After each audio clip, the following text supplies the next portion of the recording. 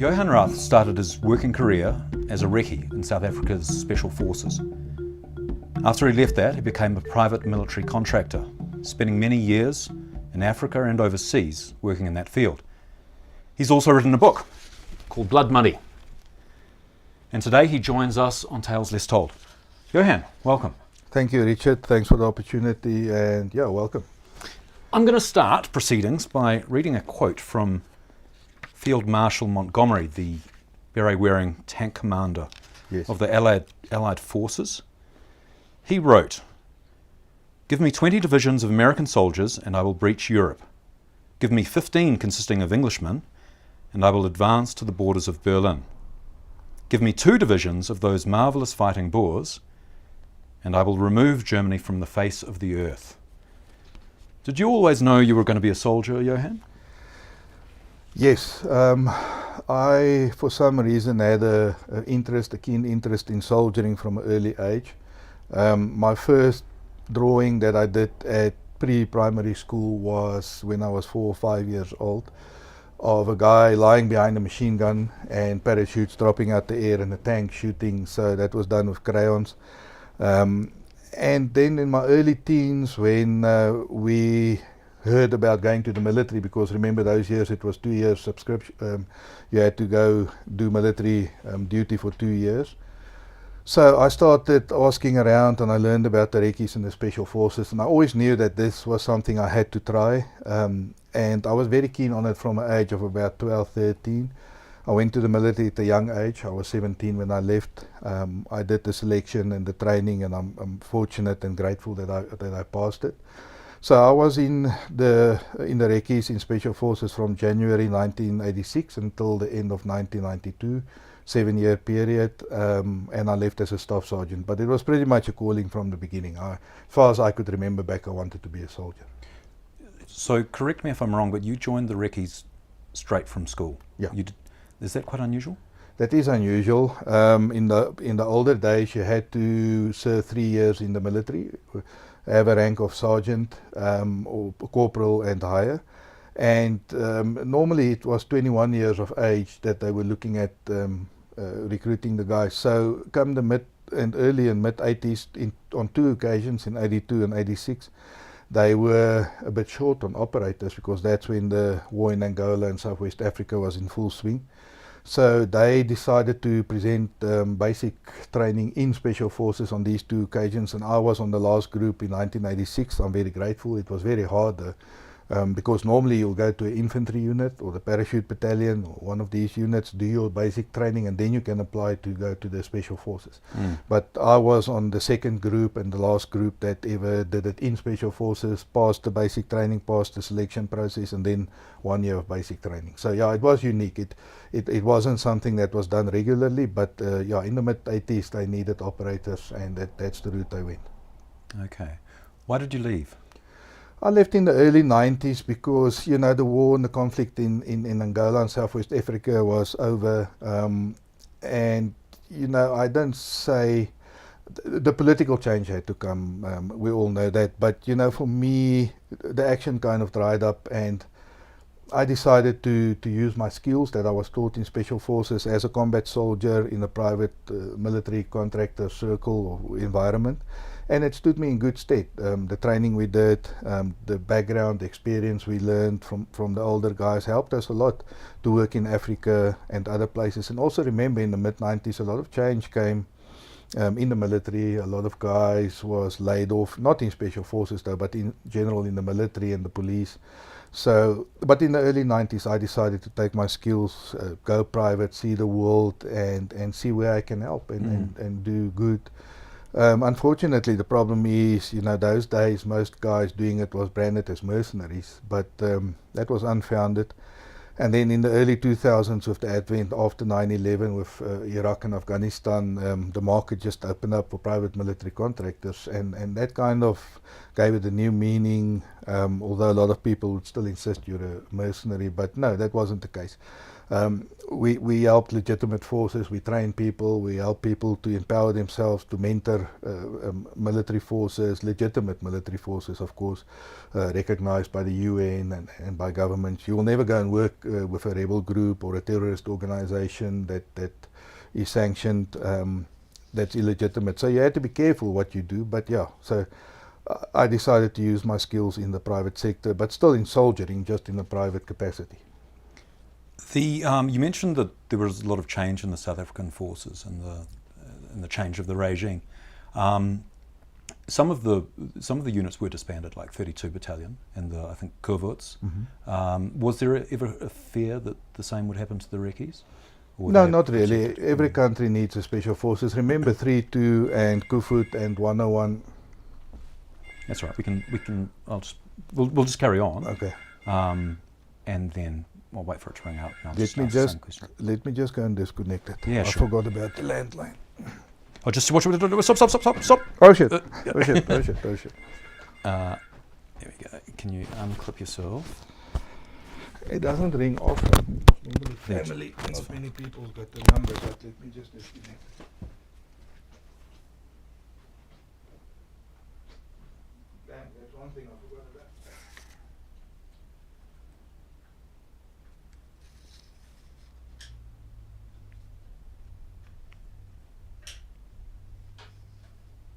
Alright, I cannot remember where we were, so I can just... I can ask the question again.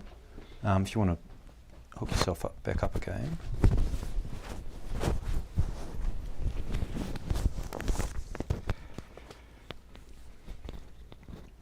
Yeah, one day I was told to get these because they are less problematic than Bluetooth ones. Okay. Of course, then you can't move as well, you know. No problem. All right.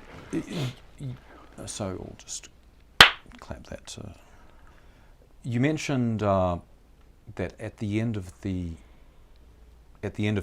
border wars and with the change of the regime, some of the South African units were disbanded, like 32 Battalion and the Kurwurz unit. Was there ever a concern that the same would happen to the Recces? No, not really, because every country needs a special forces capacity in one form or another. Remember that those were territorial forces in Southwest Africa, 32, and Kufut was a counterinsurgency unit. And then there was 101 and a few other units like 201, the Bushman Battalion and so on. So they were created specifically for the war in Angola and to protect the territory of Southwest Africa, which is now Namibia, which was a part of the South African larger, Namibia was almost like a province to us. We had an Attorney General there and it was run on the same currency and things like that.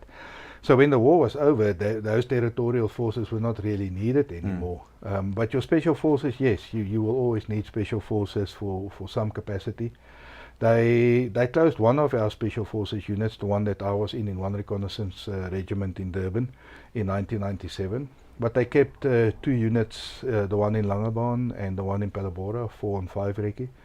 And of course they've got the HQ, the command element in Pretoria still. And the guys kept going, not so much in an offensive combat role anymore, but yeah, they had to look after embassies and guys in Africa, or when there was trouble in places like Liberia and Libya and so on, your diplomatic personnel have to be extracted by special forces personnel, and they've done that. They've also deployed in Bangui in the Central African Republic. The Battle of Bangui is very well documented and spoken about, where South African special forces and paratroopers was in the fight against the rebels from the north, the Seleka rebels, and a few of them died there, and that was quite a battle in 2013 in later years. So there will always be a need for special forces in a country, any country, especially in Africa. So yeah, that wasn't really a concern, and my unit only closed down long after I left, so that was never a reason why I left.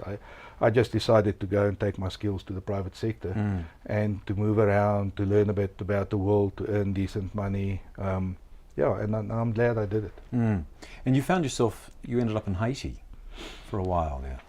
I was in Haiti. I worked for the president of Haiti on his bodyguard team or presidential protection unit. I was the senior agent on that detail. I was there for just over a year when he was ousted in a rebellion. It was our team that extracted him from Haiti, and he eventually landed up in South Africa. He was given asylum here. He stayed here for 4 or 5 years and he went back. But yeah, so, and then when that contract was done with in February 2004, the company, American security company that had the contract, landed the contract in Iraq. In 2004, the private contracting in Iraq really opened up. So we were all shifted across there, the whole protection team. The guys that wanted to go, a few didn't want to go, most went. And that's how I got into Iraq. That was in April 2004. But yeah, prior to that, I was 1 year with the president of Haiti. Okay. So tell me, what's a typical day in the life, as it were, in Iraq? What kind of roles were you doing there? It changed slightly from the early years to the latter years, but in the early years, we were actually the guard force.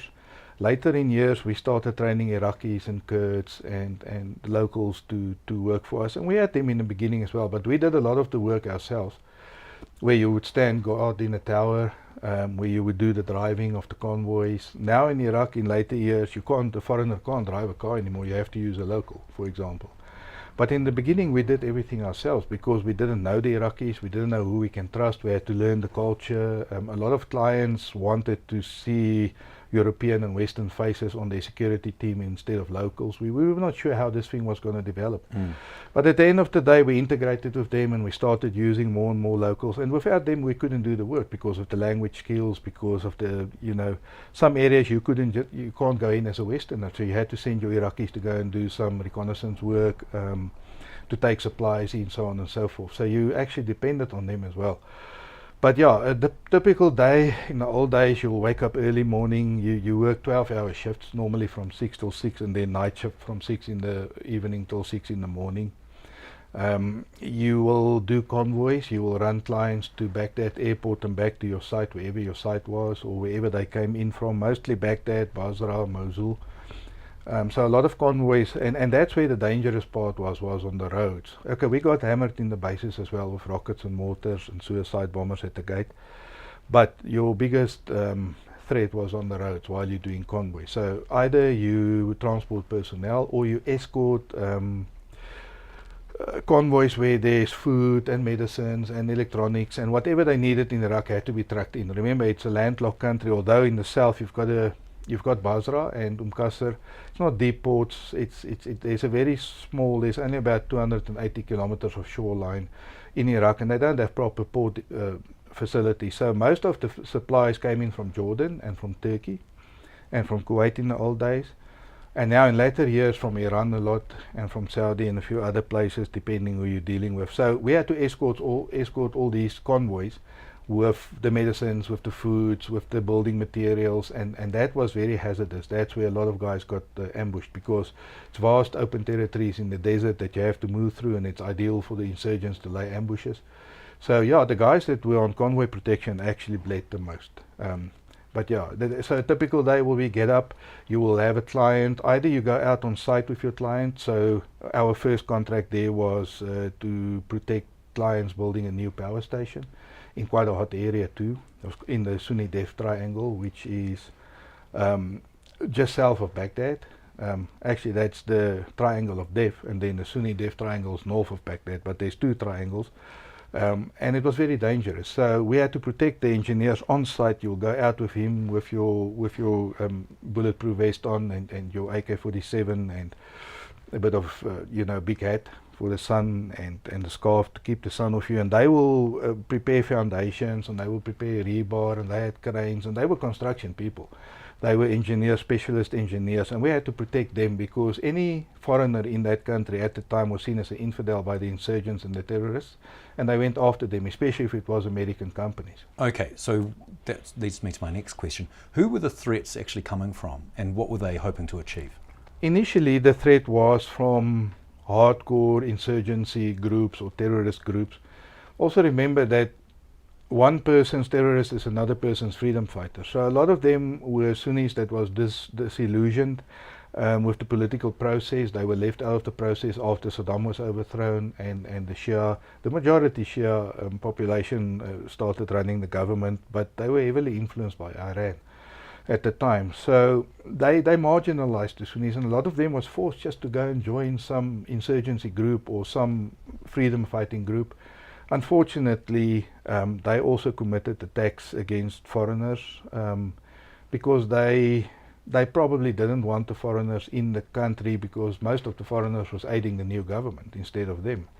So they saw them as targets as well. But I understand why they did it. I might have done the same if I was marginalized like that and left out of the political process. I mean, Saddam was in charge for 40 odd years almost, and they had a good life. Although they were the minority of the population, they had a good life, and all of a sudden it changed. So a lot of them were disillusioned and they joined groups. But yeah, the main group, there was a few different terrorist groups, and some of them morphed into a group that was aligned with Al-Qaeda, AQI, Al-Qaeda in Iraq. That was formed by al-Zarqawi. Zarqawi is seen as the great-grandfather of ISIS. Now, he was very brutal and very bloodthirsty. He beheaded the first foreigner there, Nick Berg, which was a contractor, and they televised it. And he actually said that they have to kill all infidels, and he tried to ignite a war against the against the Shias. He was a Sunni, and their interpretation of Islam says that the Shias were heretics, same as Christians and Yazidis, and that belief was carried over later in years with ISIS, and that's why they went out of their way to bomb Shia mosques and to try and kill all foreigners that was there. Eventually, he became too bloodthirsty for even Osama bin Laden's liking, and they kind of said to him, you know, it's good to kill foreigners and infidels, but don't kill so many Muslims, because they were killing a lot of Muslims, Shia Muslims as well, and they were bombing mosques. And Osama bin Laden said that's unnecessary. And he said, well, then I'm breaking away. And he formed ISI, the Islamic State in Iraq, in the end of 2005-06. So, and that morphed into ISIS, which just got the S at the end. So it was the Islamic State in Iraq and Syria later in years. But he got killed in an airstrike in 2004 in June. But of course there were many followers. They went underground, and then from 2007, he got killed in 2006, not 2004. He got killed in 2006, and from 2007 the coalition forces and the Americans started getting a better grip on the insurgency, and they started hunting out the terrorists, and a big part of that was the surge. They called it the surge and the awakening. And the awakening was to go to the Sunni tribal leaders in the Anbar province first, and then later in the north, where the Sunnis are prominent. And I said to them, look, these people are killing your people as well. Help us to fight them. We will arm you, we will pay you, we will train you. And so the special forces started doing that. That's a typical special forces role, is to go into a country and organize the local forces, train them up and mentor them to fight against your enemy. So that was very successful. And then most of the leaders... Just to clarify, you had coalition forces training Sunni groups to fight Sunni insurgents. Yes, Yep. correct, 100%. That was called the awakening. And then the US military had a surge. They called it a surge in 2007, where they sent a lot of special operations forces to Iraq to aid them, to mentor them, to train them. And that worked. They started getting the overhand on Al-Qaeda. And from 2009, 10 and 11, it was fairly safe in Iraq. It was quiet. If you look at the death, I've got a graph in there which will show you by year the amount of deaths in Iraq. And you'll see that 9, 10 and 11, prior to the Americans leaving, it was actually quite safe. But a lot of these, the ones that was left that followed Zarqawi, the very militant ones that broke away from Al-Qaeda, and that was ISI, went to Syria. And there they organized themselves. And as soon as the Americans left, there was a bit of a vacuum. And so in 2014, of course, they invaded Iraq. In the 10th of June 2014, they invaded Mosul and announced themselves to the world as ISIS. But they were actually the remnants of al-Zarqawi and ISI. prior to that, which was the Islamic State in Iraq. They just put a S with it, and now it included Syria, because in 2011 with the Spring Arab Uprising, it was fertile ground. There was a civil war going on in Syria. So it was fertile ground to recruit people to join their cause, because remember, Syria is mostly Sunni, other than Iraq, which is mostly Shia. But in Syria, Bashar al-Assad is suppressing the Sunnis. He's the minority Shia, but he didn't let go of power. So there was a lot of disillusioned Sunnis in Syria that they could go and recruit from and get them to join their cause. And again, you know, although it's a terrorist group and it's brutal in its ways, I kind of understand the fact that they wanted to do something for themselves, to empower themselves, because they got marginalized. They were never included in any political process. All they wanted was to govern themselves and to have a piece of the land, some of the oil fields. And in my book I've indicated, I think the only solution for that part of the world is to really split Iraq and Syria up, in the northwest of Iraq and the northeast of Syria, form a new country where the Sunnis can govern themselves, because it's majority Sunni area, but they're living under Shia rule. So, and of course the Kurdish guys has been going at it for years. I think they deserve their independence in the north of Iraq and south of Turkey. But the problem is the leaders, and especially the religious leaders, don't want this to happen. They want to keep control, because if you give somebody his own independent country, then you lose control over them. And of course you lose control over the oil revenues. So there's a lot of politics and you know, economics that play a part in it. But it's a very complex matter. To come back to your question, who was the enemy? The enemy was initially insurgency groups that tried to kill foreigners. But later on then the Shias got organized out of Iran, and there were militias that also didn't want foreigners in their country, although the foreigners helped them to overthrow Saddam Hussein. They also saw them. You know, you've got militant views on both sides, on the Sunni and the Shia side. So there was militias that also tried to kill, not tried, they killed a lot of foreigners. They killed American soldiers, although the Americans helped them to get in power. But their militant view of the whole thing was that we have to get rid of all infidels and foreigners. So you had that from both sides. So now the dynamic changed. You had Sunni insurgency and terrorist groups. You had Shia militias. And then, of course, a lot of criminals went. In any war zone, you'll always find criminals started kidnapping for ransom, stealing. So you had criminal elements. And then it was difficult. You really didn't know where the threat was coming from. It could have been anybody of the population. I mean, a suicide bomber, they dress like ordinary people, they dress like women, and it could happen. I mean, there was PMCs and foreigners taken at checkpoints, South Africans. There was 4 South Africans taken at the military police checkpoint, a legitimate checkpoint. But these guys were aligned to the militias, and to this day the South Africans haven't been seen, and they've been declared dead. So yeah, you had to be careful. There wasn't only one enemy, there was a whole array of groups and enemy. Okay, so you touched on a point there which I think it's worth clarifying or exploring a little further. So you had the Sunni insurgents, you had the Shia militia, which got organized from Iran sometime later. But of course at the same time there was the government forces, police and army, who were Shia dominated, is that correct? Yes. And obviously, and now it sounds like that there's this melding between the two in some instances, where a policeman may also be a Shia member, rather a militia member. Militia member, yeah. No, definitely. Especially the Ministry of Interior, which is the police and, you know, the intelligence services. And you've got the MOD, which is the Ministry of Defense, that's the soldiers and the army. And you've got the MOI, which is the Ministry of Interior, which is mainly the police and the checkpoints and everything internal. So they were heavily infiltrated by the militias. And we got raided. Our company in 2006 got raided by them because we were working for a company that was Sunni orientated, although there was a lot of Shia managers as well, that was the local partner in the construction firm. There was an American construction firm, and all the American companies had to team up with local companies. So we were working on American contracts, but you had to have a local partner. And in this case, our local partner had some Sunni elements, and some of the owners and leaders were Sunni.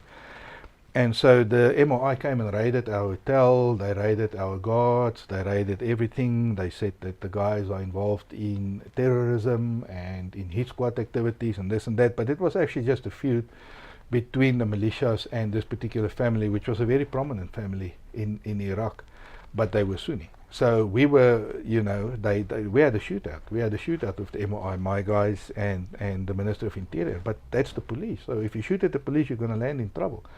But they came and they meddled with us, and they by force took some of our workers and people into custody, took them to jail. We had to fight really hard to get them out.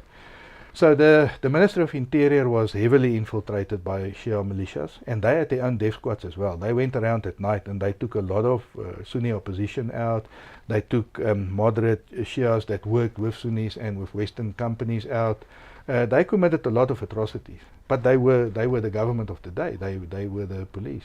And to this day, although it's not so militant, I mean, there is not kidnappings of foreigners by police forces at the moment, not that I'm aware of, but there are still elements of the militias left in the upper hierarchy of the Ministry of Interior, and that's all run out of Iran. And that's their grip on the country. You know, Prime Minister Maliki that came in power in 2006, and he was there for many years. He was in exile in Iran, and he's very militant towards the Sunnis because, of course, when Saddam was in charge, they persecuted people like Maliki, and he had to go into exile. He was one of the political leaders of opposition parties, the Shias. So it was kind of payback in a way to get back to the Sunnis. But you know, I think it's similar to South Africa. You have to let the past go, and you have to take hands, and you have to work from here onwards. It doesn't help to dwell in the past. But there, in that part of the world, feuds between certain sects and clans, it's been going on since the dawn of their religion. So yeah, revenge is very high up on their agenda, and unfortunately to this day it's hampering the political process. Did you fear for your life?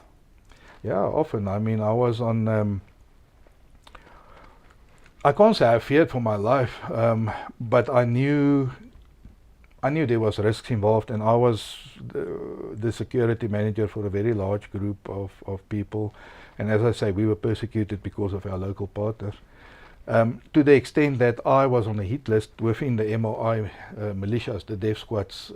We received a note that was smuggled out by one of our local sources from the MOI, a hit list of 20 odd people that was going to be killed, and I was the only foreigner on there. And the reason why I was on there is because after the MOI raid, they couldn't get to the head of our local partner, the family. They could only take a couple of guards, arrest them, and we got them out with the assistance of the Americans and the coalition forces. So they were upset that myself and my protective force is protecting their enemy that they after so well. They wanted to take me out of place. So it was funny, I couldn't walk around the compound or the streets of Baghdad without my own bodyguard team, but yet I was the chief bodyguard to the sheikh and the guy that I was looking after, so the protector needed protection. It didn't bother me, but I had to be aware of it, that there was an additional mark on my head. Remember those days, all foreigners were marked, all foreigners were infidels, seen as infidels by the insurgents and the terrorists. So over and above the normal threat that was leveled against everybody, there was a specific threat leveled against me because of the way I protected this particular individual, which is a very rich and prominent Sunni family in Iraq, and the Shia militias wanted to get to him, but they first had to get by me and my security team, so they thought by removing me it would make things easier. And then later in years, in 2014-15 in southern Iraq, where we were on a project, a lot of tribalism took place there. A lot of thieving and conniving and blackmailing occurred, and smuggling, and I put a stop to it, kind of put a stop to it, and they didn't like it, so I was arrested again by elements within the police that are aligned to militias and also to certain tribal leaders, because I was hampering their smuggling activities in our area of operations. They locked me up in jail, I got out fairly quickly. I was only there 2 days, but long enough to be poisoned. I got food poisoning, and I also picked up a viral brain infection that led to surgery to relieve the pressure on my brain. So in the old Iraq and the new Iraq, there was people within the government that wanted to take me out of play because of the way I was doing my work. So yeah, there was specific threats over and above the normal threat against me, but I survived it. Here I am, and I'm telling the story. Sure are. Tell me, you mentioned the US forces before assisting you. As a PMC organisation, were you in isolation, or did you rely on the US forces? What was your relationship with them? I forged a very good relationship with the US forces because, remember, they were in charge of Iraq. They had a coalition government for a while. They ran actually Iraq until December 2011. Towards the late 2000s, they started giving more power over to the Iraqis, but initially after the 2003 war, they took control of the country. And they ran it effectively. So all your checkpoints, all your permissions, all your movement letters, all your weapon permits and things was issued by the US military, DOD. So I've got a DOD card over there. It's a contractor card, Department of Defense. So we got the same cards as a US military member to be able to clear the checkpoints, to eat in their mess halls, to use their aircraft, helicopters, to use their medical facilities. So we were treated similar as soldiers, which was great, and therefore I had to liaise quite a lot with the Americans and with the coalition forces. Remember, the British were there, the Australians, New Zealand.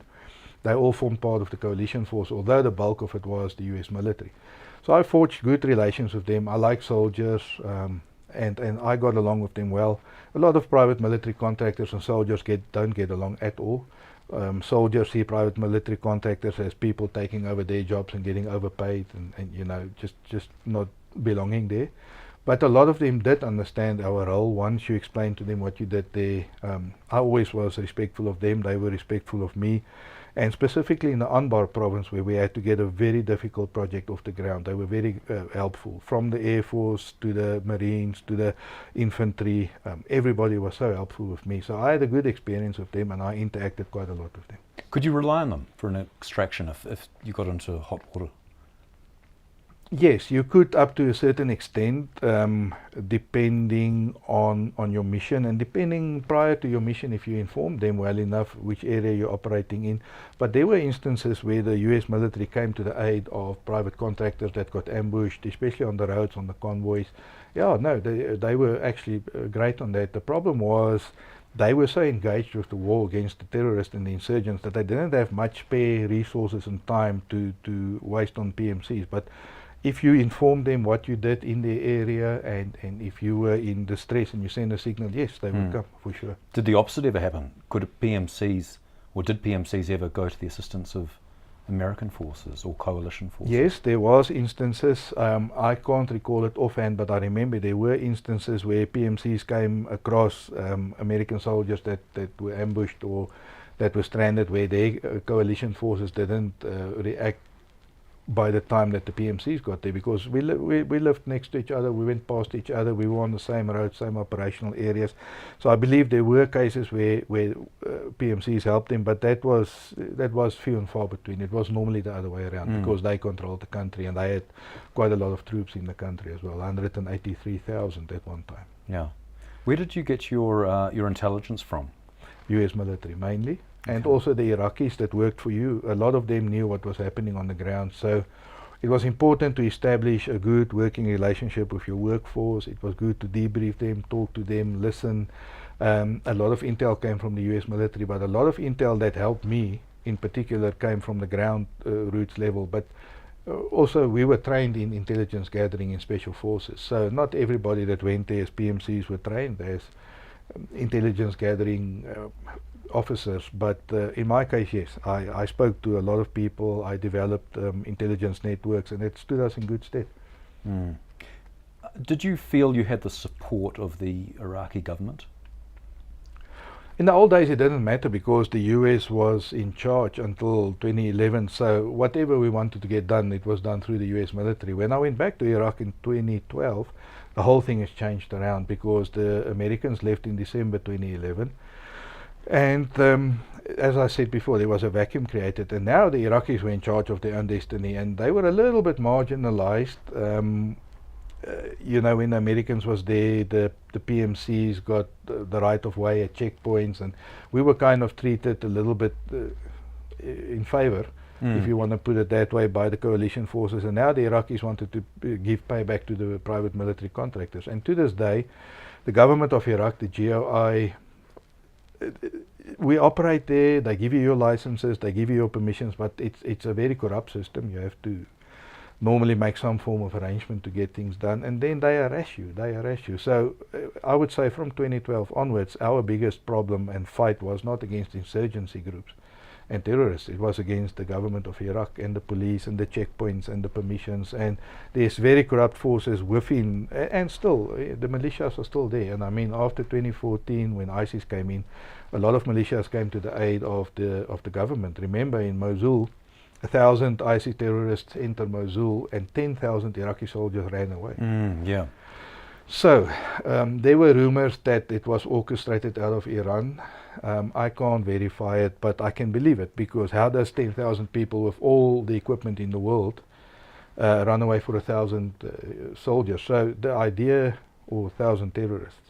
And the idea there was for Iran then to come in with their militias and to help the government to say, look, we'll fight ISIS, we'll clear Mosul. And eventually they did. They worked hand in hand with the Iraqi army and with the American coalition forces. Ironically, the Americans and the Iranians worked together fighting ISIS in Iraq, but yet on other fronts they worlds apart and they see each other as the arch enemy.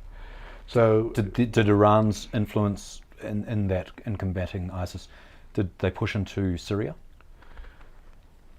Yes, they did. And remember, Iran has got a big presence in Syria. They're supporting Bashar al-Assad. What's his name? Assad, yeah. Assad. And remember that Hezbollah and the Shia militias is keeping him in power. Later on, Russia joined him, and Russia and Iran's got a long history as well.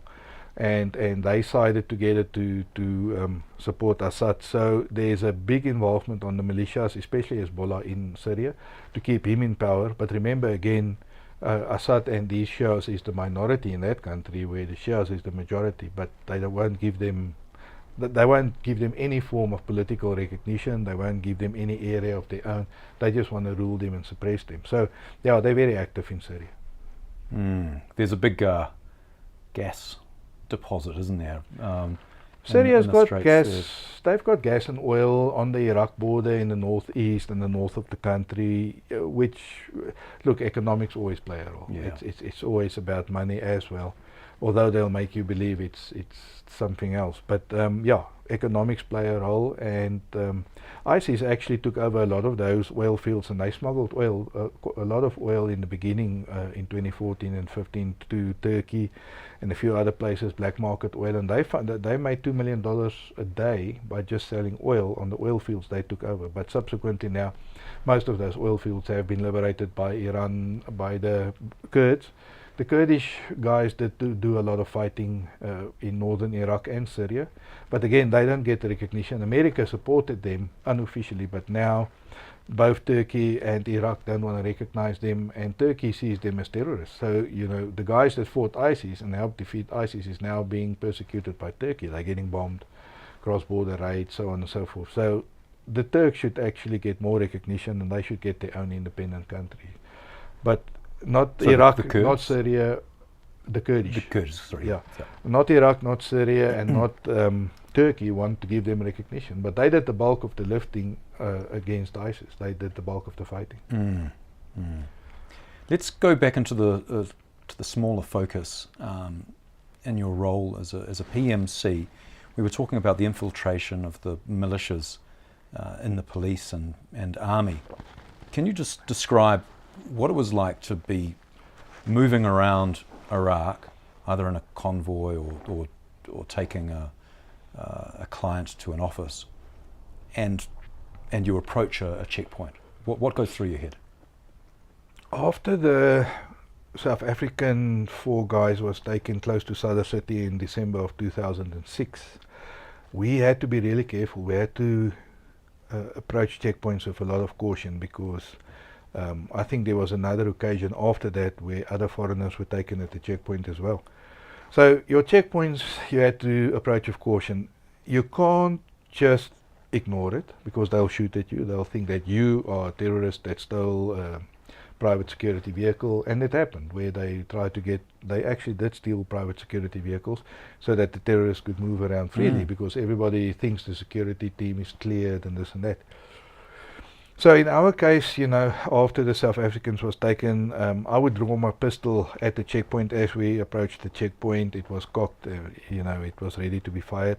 And I just kept it on my lap under a cap or under a scarf or whatever, in case somebody tries to rip open the door that I can at least get a shot off. Because what happened with the South Africans is they were stopped by cops. They believed it was legitimate, which it was, because there was police uniforms and police cars and everything involved. And they got out in good faith and they thought the guys are just going to search their vehicles, but then they were taken. So we had to be very careful. But then again, when you get to a checkpoint and they see you holding a weapon, or they see that you a bit apprehensive towards them, they might think you're the enemy and they can open fire on you. So there was a thin line. You had to be very careful not to create the impression that you are there to resist them, but you also had to be careful not to be taken at the checkpoint after that incident. So what would happen is one guy will open his door, the rest will keep their doors closed. So the guy that sits next to the driver, which is the team leader as well, he would open his door at a slither and he will pass the papers and documentation through there, while the other guys are all ready with their weapons. The doors are locked. They won't get out of the car. But then again, if the cops tell you to get out the car and they want to search it, you can't resist. So it was difficult. You had to look at the signs, you had to look how many vehicles did they have the right markings, did they have cars with stickers on it, what kind of weapons, what kind of shoes were they wearing, was it legitimate policemen or was it militias?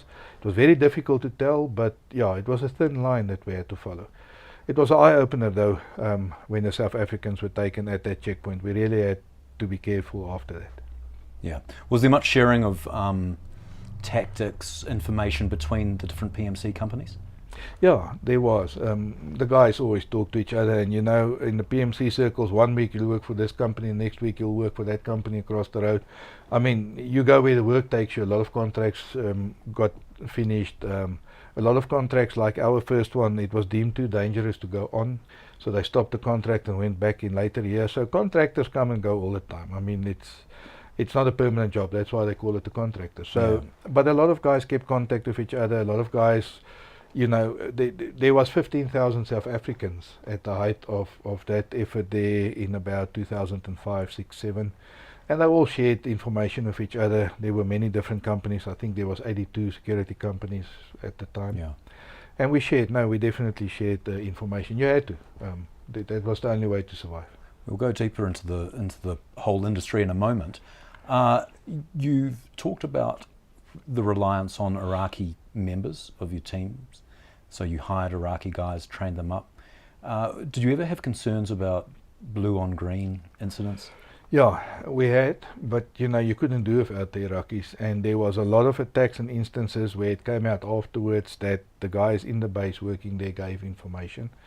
Sometimes willingly, for a little bit of money. Sometimes they were forced to because their families were held hostage.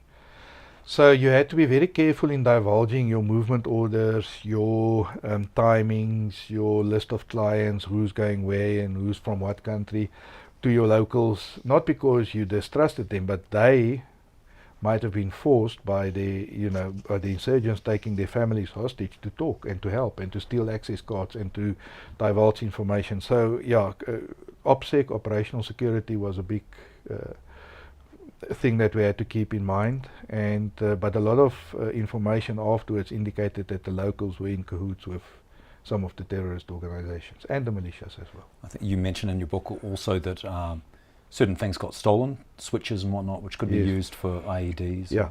On my second gig in western Iraq, which was really the badlands of the country, and it still is to this day, we were on a military base where the American firm that landed the contract had to upgrade the base, expand on the base. So, anything electronic, like a light switch, like a timer device on the aircon unit, all these things could be used. Even electrical wiring offcuts. So we had to search them when they go out and make sure that they don't carry some of this out, because a lot of those switches and stuff actually went missing in the beginning, and then we found out that they're selling it on the black market to would-be terrorists. And I mean, a washing machine timer is wonderful, and so is an aircon timer, because it takes a couple of minutes before it kicks in. So he can set his bomb, set the timer off, 2-3 minutes later it kicks in and the bomb goes off. It gives him time to get away. So yeah, we had to search them. Then they got clever and they threw it over the fence, so we had to deploy a fence patrol during the morning and afternoon hours when they came and went, to see what they threw over the fence, possibly to come and retrieve later at night. And we had to place guards out all along the fence every 50 paces to make sure that the workers don't throw the stuff over the fence and come and retrieve it at night. So it was like a cat and mouse game, but yeah, you had to be diligent in so many ways. Yeah, that was just one of the things we had to do. Just talking about the sectarian violence again, did you ever have teams which were made up of both Sunni and Shia? We had to. Initially, the guys thought it wise to get everybody from the same clan or the same tribe. You think they get along. And in a way, it's true, but the problem is they also hold you hostage. So if the clan is unhappy or the tribe's unhappy, everybody stays away from work. Or, you know, in the south, where I was in later years, they really made it difficult for us. At one time, our whole guard force turned against us because they were unhappy about the way they were treated, and they were treated very well, but they didn't want to wear bulletproof vests in the sun, although the cops and the soldiers all did it, and all sorts of other things, and they were all from the same tribe. So eventually we've learned to balance your force, to take a few from this tribe, a few from that tribe, a few from that tribe, so that they kind of balance out, because there's a lot of tribalism in Iraq. And at least when you've got a balanced force of 3 or 4 different tribes, they keep each other on their toes. So if one tribe or certain sect decide not to come to work, or they're unhappy about conditions, then the others might still be going, and they might still be working just in spite of this lot, to spite them. So you have to balance your force very carefully, but it's tricky at the best of times. The tribalism is a problem. They fight amongst each other, and it hampers progress, because your security is compromised when there's infighting, and they don't have the eye on the ball. They don't have the eye on the terrorist organizations. They are busy with each other, trying to outwit each other, trying to make money, trying to bring their cousins in. Everything there is along bloodlines, you know. So if there's job available in the country, it will be this one's cousin or that one's brother or sister or whatever. Nothing is there on merit. It's all bloodlines. And that's why it's so tribal as well. So it was difficult balancing the force, but yeah, we kind of nailed it towards the end. Africa is heavily tribal. Did your training with the Recces help you in addressing the tribal issues in Iraq? Yes, the South Africans in general excelled the private military contractors there for a few reasons. One is a lot of the military guys worked all over Africa, where we saw tribalism firsthand, we understood it. We also know how to work with indigenous forces, you know, where a lot of the British and American guys that came over there has never really worked with indigenous forces. Funny story is, we were there, like, I was only there 2 weeks, and we had a night shift. One night, one of the Iraqi supervisors came to me. He said, "There's a problem." I said, "What's the problem?" He said, "Well, Mister, these Americans and British people, they speak very funny English. We can't understand them. But you South Africans, we can understand." So it dawned on me, it was very funny. I mean, but the Brits and the English, this is their language. English is their first language. But I realized that they spoke on a bit of a higher, sophisticated level, like they were taught at school or at university, and in an accent as well. And the Iraqis couldn't understand them. The English is bad at the best of times. But us, Boertjies, especially the Afrikaans guys, we speak a less sophisticated form of English. And we work more with hand gestures, and we make sure that they do understand, and for some reason they understood us better. So we ended up being translators and interpreters between the Iraqis and the Brits and the Americans. As you know, we had to translate English, but we're not English ourselves, so that was quite funny. But you know, because of that, the language and the fact that we know how to work with indigenous forces, and the other thing is, you know, the South Africans, you know, that old thing, a boermakerplan, we seem to take hardship maybe a little bit better. Sorry, can you translate that? Boermakerplan. What does that mean? That means the South African farmer makes a plan. Oh, okay. Yeah, I have heard that actually. Yeah.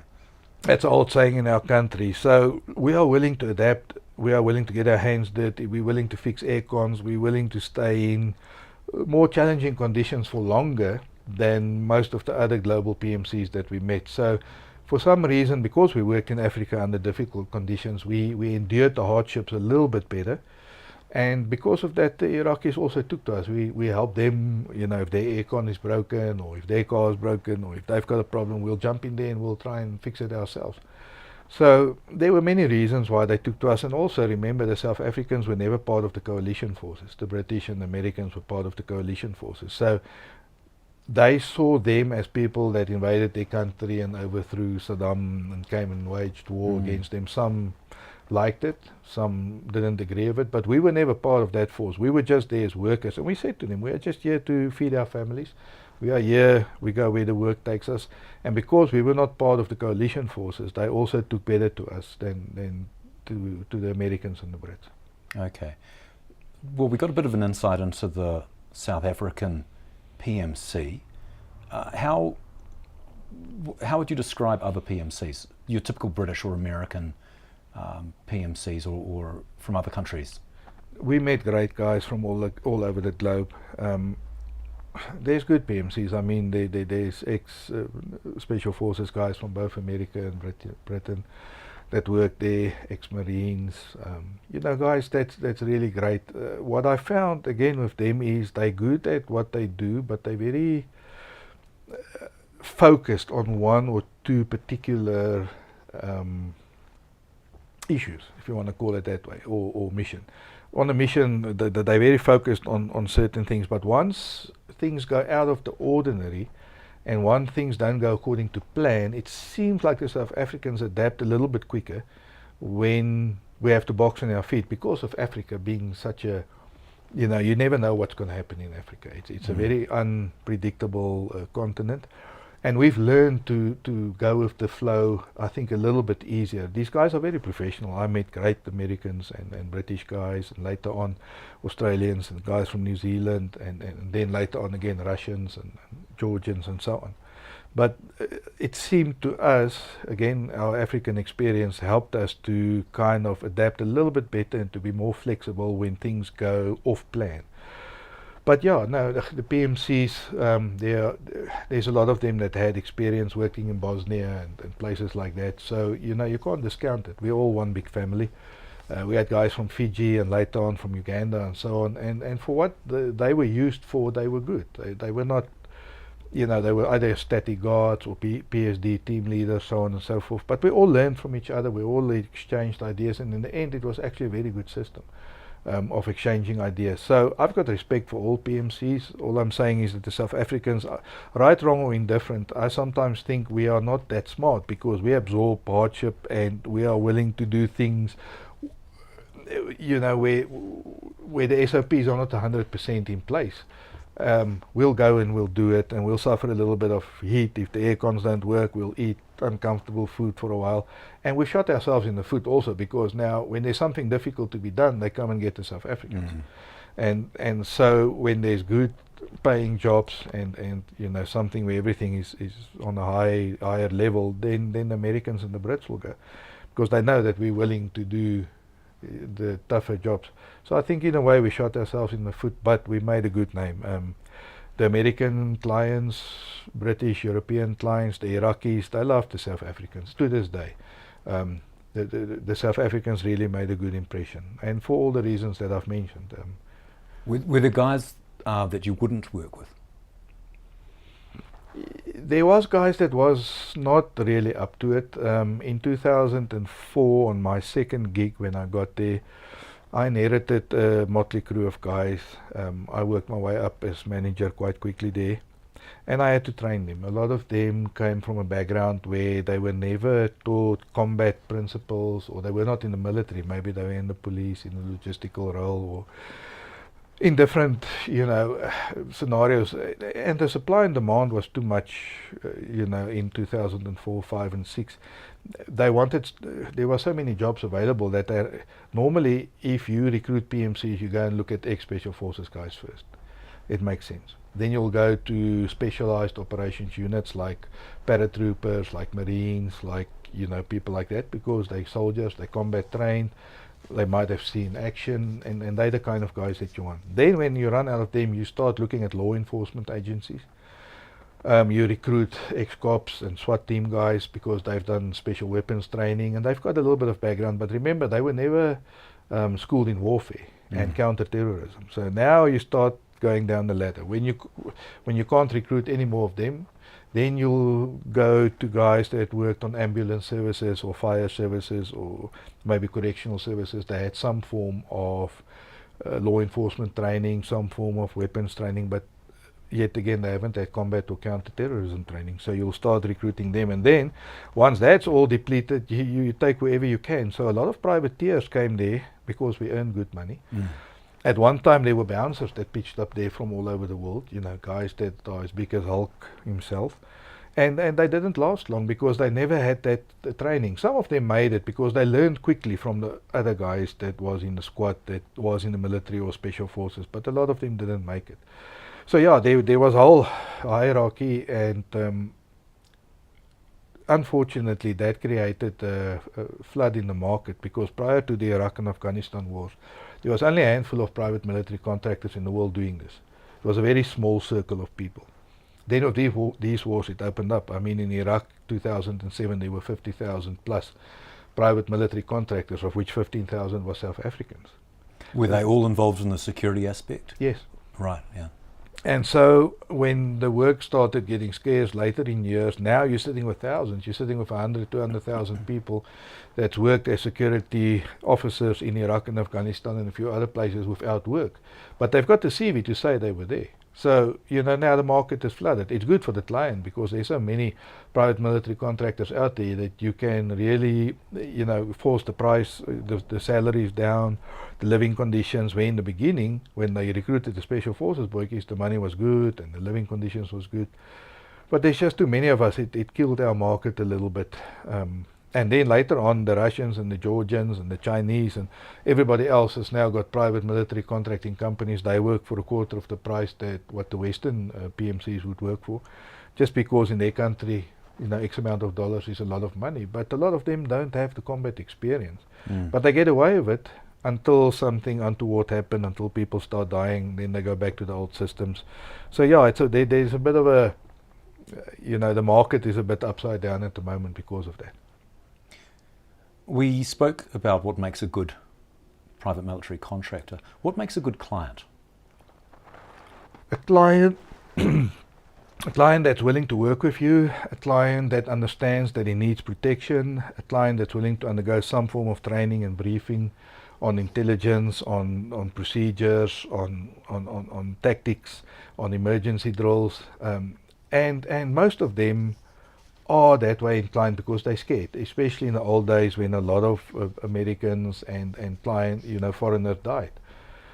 But in later years, you know, when the Chinese came and the Koreans and the Russians and things got safer after December 2011, contractors were not hunted that much like in the old days and killed. So it became a bit safer, and then they start getting clever. They don't want to wear bulletproof vests, and they don't want to do things this way, and they want to do the things that way, and they don't listen to the security team until something happens. So a good client, I would say, is a client that cooperates, that's willing to work with the team, that understands that you're there to protect them, and that's willing to partake in certain training drills, emergency drills, so on and so forth. And I must say there, the Americans are quite good, because they know that their lives were quite threatened and deemed the highest price. If you could catch an American or kill an American, that was the highest price for the insurgents. So they cooperated, and most of the Western, the European countries listened to us and cooperated. But it was late in years when the guys came from the East that we had a little bit of problems, because they were not as, and you see the Chinese, for example, see a security person as somebody way below their level. They're not on the same level. It's a very communist system, but that's how they see it, where your Westerners will see the security as an equal, maybe even higher, because he's there to protect you with his life. But yeah, some of the East Bloc country folks look down on security, and they didn't cooperate as well. So yeah, a client that cooperates is the best client, and a client that deems security necessary and that's willing to partake in training exercises, emergency drills, so on and so forth. The private military industry is a business like any other, Yep. and to increase your profit margin, cutting costs is one way to get there. Did you see much cost cutting going on, and what effect did it have on your ability to perform your operations? In the beginning, if I say the beginning, the old Iraq, I talk about 2003, 4, 5, 6, until say 10. Most projects were paid for by the US government, and most projects did deliver the equipment and whatever you needed. However, in the new Iraq from 2012 onwards, it became a price war, and again there was so many people that flooded the market, so they had availability of a lot of personnel, and it got safer. There wasn't so many attacks after the Americans left Iraq in 2011. And therefore it got safer, so they cut corners on vehicles, they cut corners on ballistics, on bulletproof vests, on salaries, on positions. It's become a penny pinching exercise now, currently, unfortunately. With the oil price dropping, when it was 2012, 2011, it was over $100, then it went way down to $40 odd. And the oil companies especially, remember, after 2011, most of the protective work in Iraq was either diplomatic or on the oil fields, where in the old days it was reconstruction and development as well. But the oil fields then started laying off private security companies. They started using locals because they are cheaper. They started bringing in Chinese and East Bloc country personnel as expats, which they can bill the client still as expat but pay him less on the ground. So yeah, a lot of corners were cut, I would say, from 2010, 2011 onwards, because it's a pricing war. And to this day, there is a problem on that. In the old days, we had insurance, for example. Each and every company that was there had insurance on their people. But in the new Iraq now, I think 1 out of every 20 companies will probably have insurance on the life of their personnel and against injury, so on and so forth. So that's one corner that was cut quite a lot. And again, the salaries was pushed down quite dramatically. The PMCs now earn up to 1/10 of what they did in the old days when we were there. Wow. Yeah. But it might change, as soon as there's a calamity, as soon as people start dying again, as soon as there's attacks on private contractors and their clients, I think it will change. And it will come again. It goes in cycles. But at the moment, everybody's cutting corners because it's a pricing war. Whoever supply the cheapest security is going to get the contract. Military, armies, navies, they have a very clear command structure. You know where you fall in terms of your rank and who you can take orders from. Yeah. How does that compare with the private military company? It's cheese and chalk. I always say to my guys, and unfortunately a lot of people that go there from military backgrounds, that were in leadership positions, that were officers or colonels, expect the same kind of respect from the men on the ground. But in the private military contractor, it doesn't matter. I mean, there's no court martials, there's no process. You can tell your leader to show it where the sun don't shine, and you can go walk across the road and go and work for the next company, where in the military you're going to be in trouble if you don't follow orders. So unfortunately, a lot of guys came there and they thought that previously held rank, age, position would stand them in good stead, but it didn't. You had to prove yourself, you had to show to the people what you can do, and people will only follow you once they see that you are willing to do what you ask them to do. When they see you can do it, if they see you lead from the front. And a lot of guys was leading from behind desks that were officers before, and they didn't excel as much as the guys that led from the front and proved to the guys on the ground what they can do. So yeah, I've seen this not only in Iraq, I've seen it all over the world. Yes, you can put officers in charge, but if they don't lead from the front, they're going to be overtaken by the guy on the ground. And a lot of guys worked their way up very quickly because they just had a knack for this kind of work. And they went past the old ex-officers or whatever, and they became team leaders and managers, site managers, project managers, and country managers. So there's a big difference. It's two different worlds, where in the military you have to follow orders. In service street, private military contracting, you have to prove your worth and you have to get people to follow you. The soldier wears his country's flag on his shoulder, perhaps. and he's afforded the protections and the rights of that country as part of those military forces. What is the legal status of a private military contractor? Well, now that was a problem in the beginning because there was no clear guidelines on who is going to marshal this lot and what kind of laws they are going to be applicable to them. So there was a few shootouts in Iraq, and there was one in 2007 where Iraqis was killed, one of the better known companies, and they were not prosecuted for it. So the Iraqis cried foul. But remember, in 2007 Iraq was still under coalition force control. So later in years, in the early 2010s, 11, 12, those guys many years later were prosecuted, and some of them were found guilty. This is Blackwater? Yeah. Were found guilty. I don't say it's right or wrong. I wasn't there. If you read accounts and if you hear people that was on the ground there, something must have happened to trigger them to start shooting. I don't believe they just start shooting people in cold blood. Something triggered it, but perhaps it was an overreaction as well.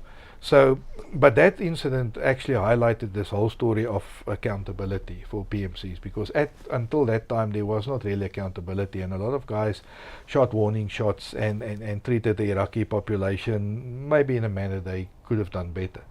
But now the laws has been changed, and your contract will state also that you will abide to the law of that country where you work in. So if you work in Iraq or Afghanistan, the laws of that country will be applicable. If you kill somebody, you'll have to go to court and prove why you did it.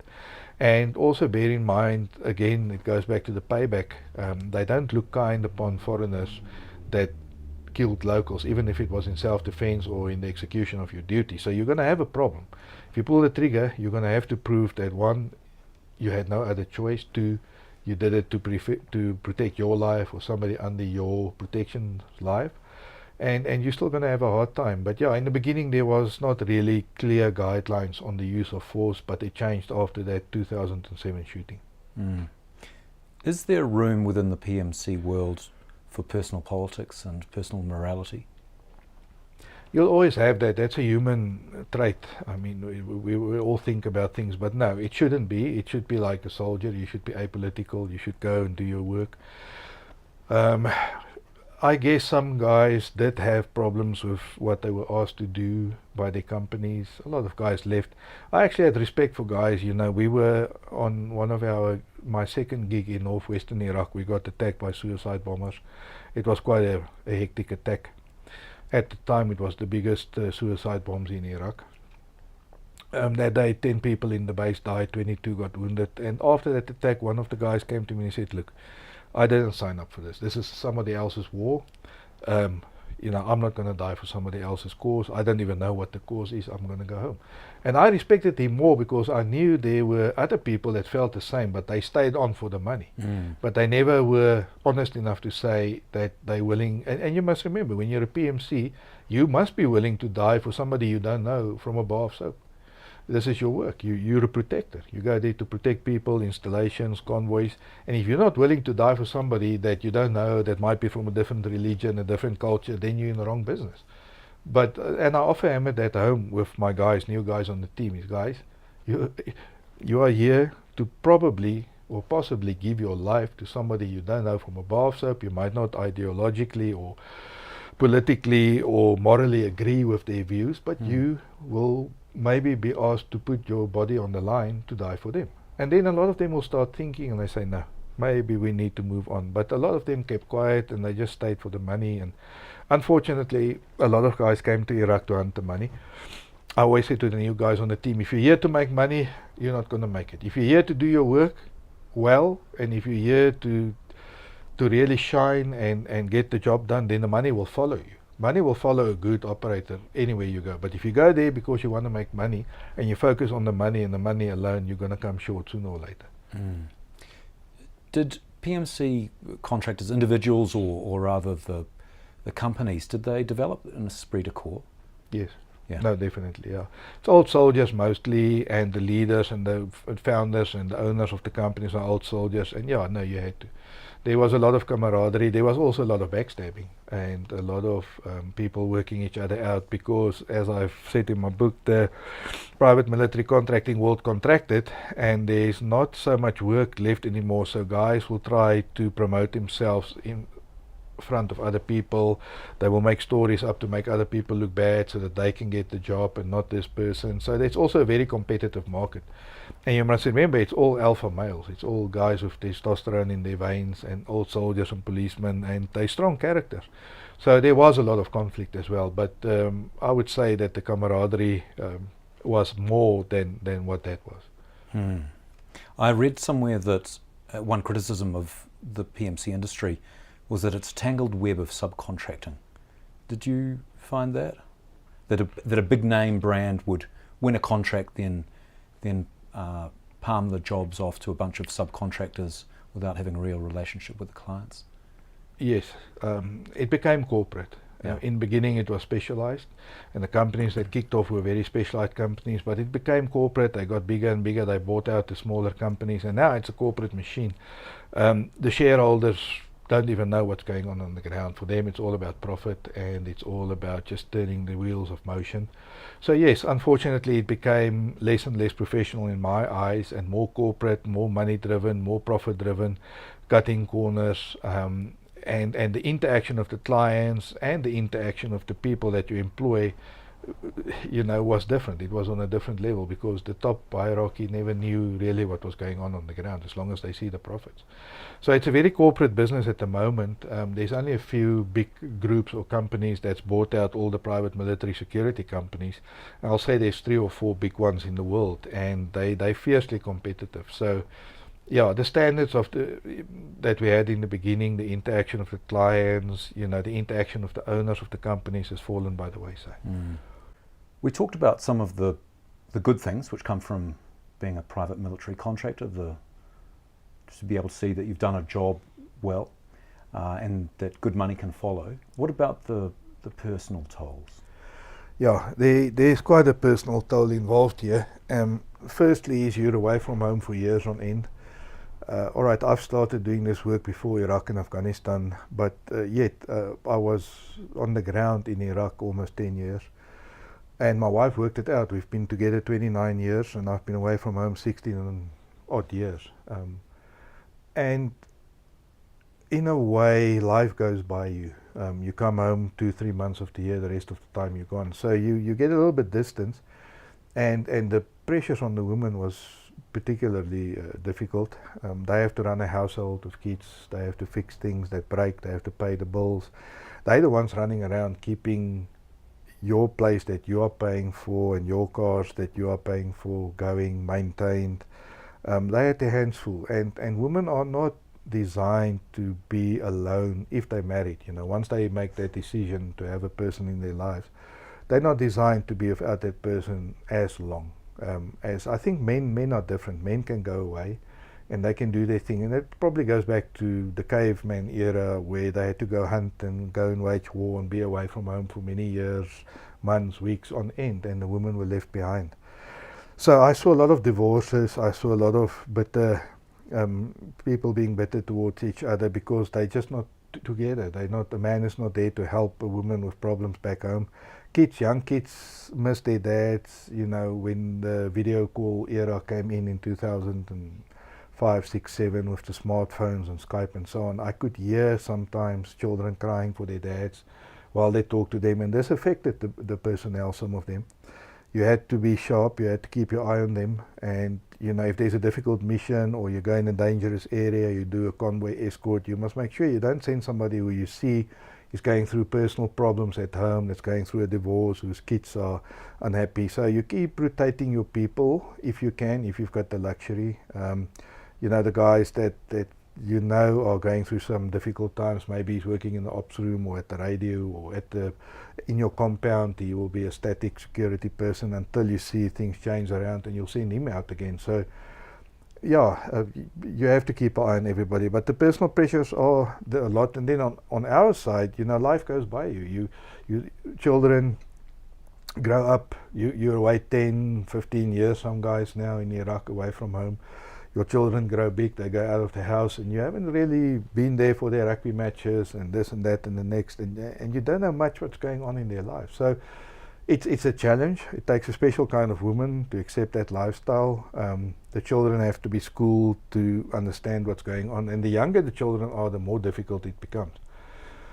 But it is a challenge. A lot of people got divorced, a lot of people started affairs this side and there. I mean, if you're apart for years on end, some things happen. So yeah, it is a challenge.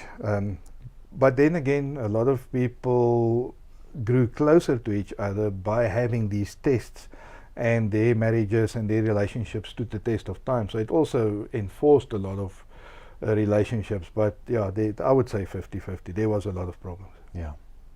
Let's talk quickly about the future of the PMC industry.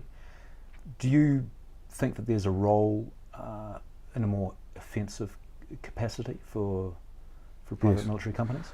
Definitely so. I mean, if you look at the old executive outcome structures, they in the 90s worked with the Angolan government and with the Sierra Leone government. And they brought peace and stability to regions that were deeply divided, and there was serious civil war going on.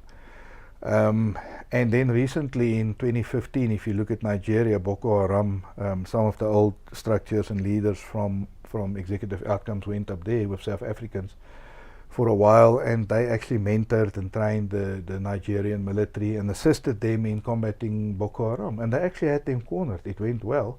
But then there was a change of presidency and guard in Nigeria, and they didn't want to continue with the exercise. But the guys did sterling work as private military contractors. I believe there is work for private military contractors in an offensive role. The guidelines need to be clearly defined, not so much in doing the fighting, but in training and mentoring just behind the lines of local forces. To assist them. Yes, sometimes you're going to have to pull a trigger and shoot a couple of shots and so on and so forth. But I think with the wealth of ex-military personnel globally that's got experience in conflict zones and war-torn countries, I really think it can make a big difference. But the world is very anti this. The UN drafted a resolution in 1989 that said that private security or mercenaries cannot partake in combat or conflict on behalf of somebody else. There's actually a law against it in many countries. However, America was never signatory. They refused to sign it. So you have to be careful also what you get involved with. Make sure that as a private military contractor, if you go on a contract, that it is a legitimate contract. You're not supporting opposition or a rebel or a terrorist group that is under sanction. Make sure the UN gives their blessing on that particular country and that job, the African Union, the European Union. You can very easily stick your head into a bee's nest in this business. But to come back to your question, there's definitely a role for private military contractors due to the vast amount of experience gleaned in Africa and the Middle East, South America.